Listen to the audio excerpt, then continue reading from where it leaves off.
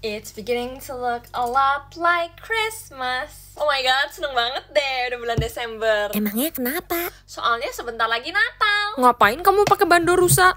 Ya, biar ikutan merasakan vibes Natal. Kalian sadar gak sih di tumbler aku ada pohon Natalnya? Sama lihat deh, tada! Itu kamu bawa permen? Bukan, ini tuh pulpen bentuknya candy cane. Sama kalian udah pada beli baju Natal belum? Belum, kamu? Aku sih udah dong, aku nanti pakai baju warna merah.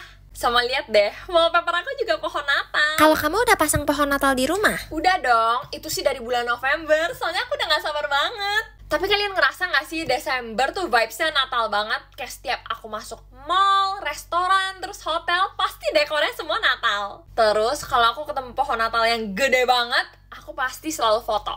Terus di mana-mana denger lagu Natal. Lagu Natal favorit kalian apa? Kalau aku sih Last Christmas. Kalian mau bikin TikTok pakai lagu Last Christmas nggak yang Once bitten and twice shy?